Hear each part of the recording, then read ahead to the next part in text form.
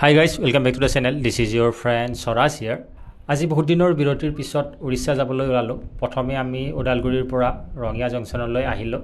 ৰঙিয়াত আমাৰ কামাখ্যাপুৰী এক্সপ্ৰেছ ৰাতি 9টা বজাত আছিল।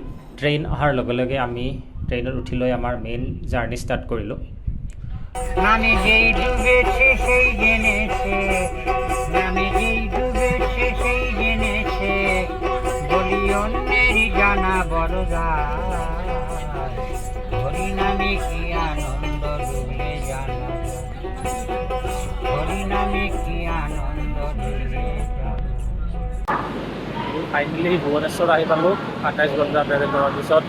অনলাইন বুক কৰি থোৱা হোটেলত চেক ইন কৰিলোঁ।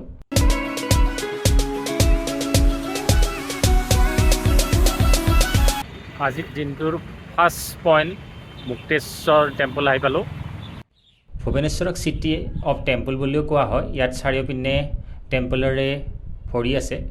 প্ৰথমে আমি মুক্তেশ্বৰ টেম্পলত সোমালোঁ আৰু এই টেম্পলটো বহুত ধুনীয়া। ইয়াৰ আৰ্কিটেকচাৰ বহুতেই ধুনীয়া। এই টেম্পলটোক জেম অফ উৰিষ্যা আৰ্কিটেকচাৰ বা কালিংগ আৰ্কিটেকচাৰ বুলিও কোৱা হয়। আৰু ইয়াৰ পৰিৱেশটো দেখি পেলাই বহুত ভাল লাগিছে।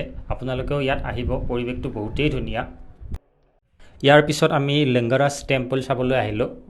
ভুৱনেশ্বৰৰ আটাইতকৈ ডাঙৰ আৰু one of the oldest temple. আপোনালোকে ভুৱনেশ্বৰ আহিলে লিংগৰাজ টেম্পল আহিবলৈ নাপাহৰে যেন। মেইন লিষ্টত ৰাখি এইটো আটাইতকৈ ধুনীয়া টেম্পল বুলিও ক'ব পাৰি। বহুত বৃহৎ এই টেম্পলটো।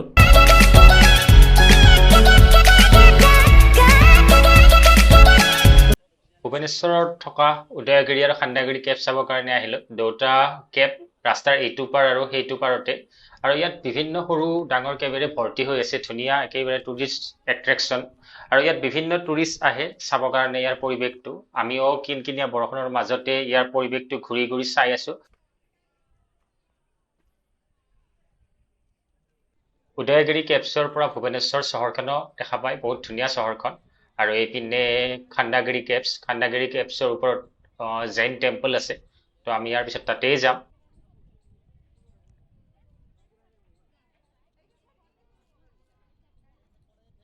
খান্দাগিৰি কেবছত আহিলোঁ আৰু ইয়াত বহুত উঠিব লাগে খটখটিৰে। আৰু ইয়াত বান্দৰ বহুত আছে। তো আমি উঠি উঠি গৈ আছোঁ। তো ওপৰত এই গুহাবোৰ আছে আৰু ভাগৰো লাগিছে বহুত। বৰষুণ পৰি পেলাই অলপ পিছলৈ হৈছে ঠাইবোৰ। আৰু আহি পেলাই আমি তাৰ পৰা উদয়গিৰিৰ পৰা দেখা জৈন টেম্পলটোও পালোঁ। তো আমি ইয়াৰ পৰা এতিয়া ওলাই যাম। লাঞ্চ কৰি পেলাই নন্দন কানন চাবলৈ যাম ইয়াৰ পিছত।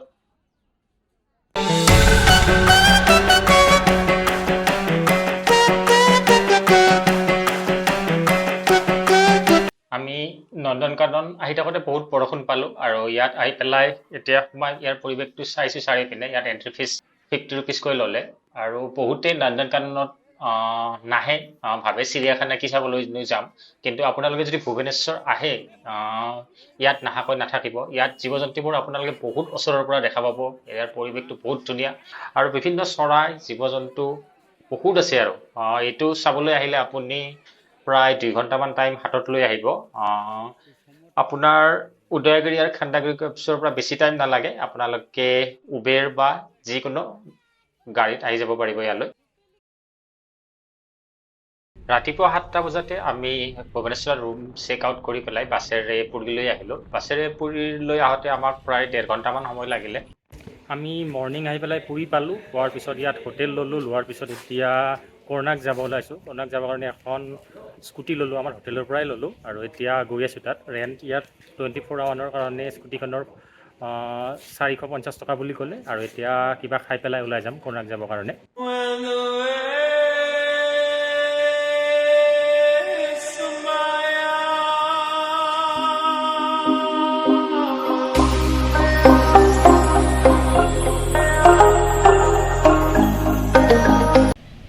আমি কৰ্ণাক ছান টেম্পল যোৱা ৰাস্তাত চন্দ্ৰভাগা বীচ আহি পালোঁ। আৰু এই বীচৰ পৰা কৰ্ণাক ছান টেম্পল এৰাউণ্ড 3.5 কিলোমিটাৰমান হয়। আৰু এই বীচখন বহুত ধুনীয়া। ইয়াৰ পানী একেবাৰে নীলা।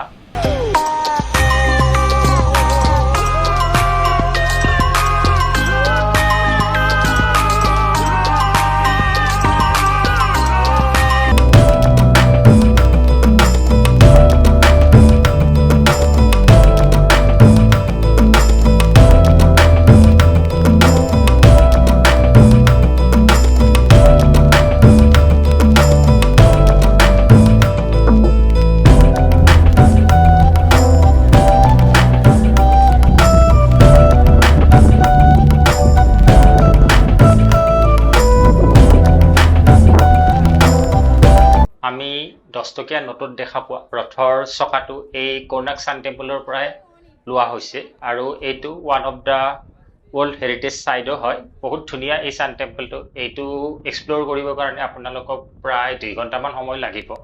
পুৰীৰ পৰা এই ছান টেম্পললৈ ডিষ্টেঞ্চ এৰাউণ্ড 35 কিলোমিটাৰমান হয়। একেবাৰে ফৰেষ্ট আৰু সাগৰৰ কাষেৰে ৰাস্তাৰে আহি এই ছান টেম্পলত পোৱা যায়। তো জাৰ্ণিটো বহুত ধুনীয়া হয়। আপোনালোকে আহিলে এই প্লেচটো যাতে মিছ নকৰে।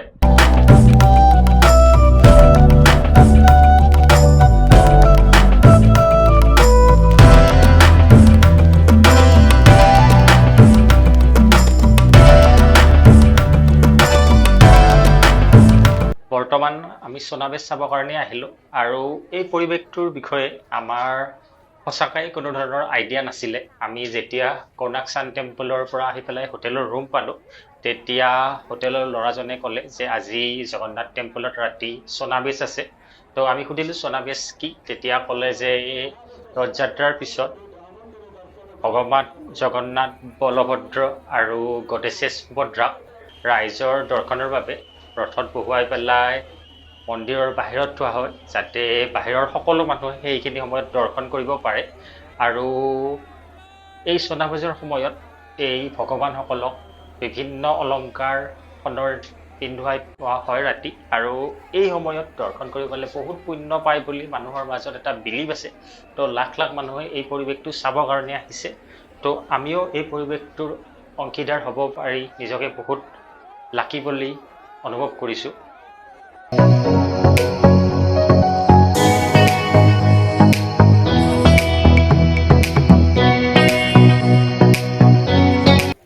আমি ফাইনেলি চিল্কা লেক আহি পালোঁ। বহুত বৰষুণ ইয়াত। তাৰপিছত এতিয়া গৈ আছোঁ ব'টিং কৰিবৰ কাৰণে এইপিনে। আমি স্কুটি লৈ পেলাই আহিলোঁ আজি। এছিয়াছ লাৰ্জেষ্ট ব্ৰেকিয়েল ৱাটাৰ লেক গৈ আছোঁ।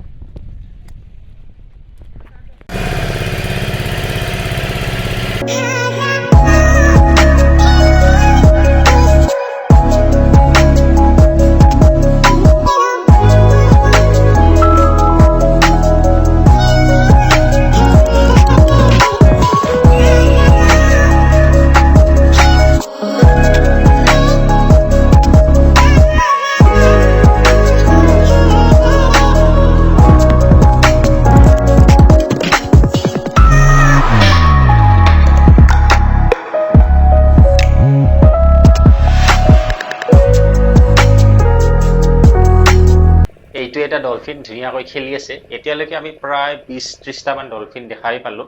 ইয়াৰ পৰিৱেশটো বহুত ধুনীয়া আৰু চিল্কা লেকটো ডলফিন ভিউ পইণ্টৰ কাৰণেও বিখ্যাত আৰু বিভিন্ন ঠাইৰ পৰা ইয়াত চৰাইবোৰ আহে।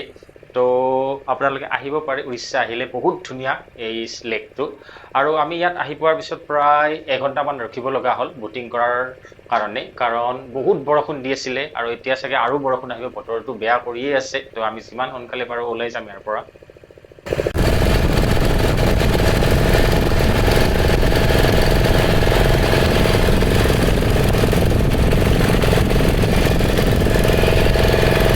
আমাৰ ব'টিং কৰোঁতে পাৰ পাৰ্চন 500 হৈ গ'ল। মানুহ বেছি থাকিলে কষ্ট অলপ কম হ'ল হয়। আমাৰ হোটেলৰ ৰুমটো স্বৰ্গদ্বাৰ বিচৰ একেবাৰে অপজিটতে, আৰু আমি চিল্কা লেক চাই আহি পেলাই এই সাগৰত পূৰা গা ধুলোঁ আৰু এতিয়া অলপ ফ্ৰেছ হ'লোঁ। আৰু অহাকালি আমি জগন্নাথ টেম্পল চাই পেলাই বিশাখাপট্টনমলৈ ওলাই যাম। পুৰীত আজি আমাৰ লাষ্ট ডে। প্ৰথমে আমি হোটেল চেক আউট কৰিলোঁ আৰু এতিয়া জগন্নাথ টেম্পল দৰ্শন কৰিবৰ কাৰণে গৈ আছোঁ। আজি আমাৰ দুপৰীয়া 3টা বজাত বিশাখাপট্টনমলৈ ট্ৰেইন আছে। তো জগন্নাথ টেম্পল দৰ্শন কৰাৰ পিছত আমি ট্ৰেইনত আজি বিশাখাপট্টনমলৈ যাম। জগন্নাথ টেম্পল আহি পালোঁ আৰু ইয়াত বহুতো শ্ৰদ্ধালু আহিছে ভগৱান জগন্নাথৰ দৰ্শনৰ বাবে। আজি আমি টেম্পলৰ ভিতৰত সোমাম। টেম্পলৰ ভিতৰত গ'লে চেণ্ডেল, পাৰ্চ, মোবাইল এই সকলোবোৰ বাহিৰত থৈ যাব লাগিব।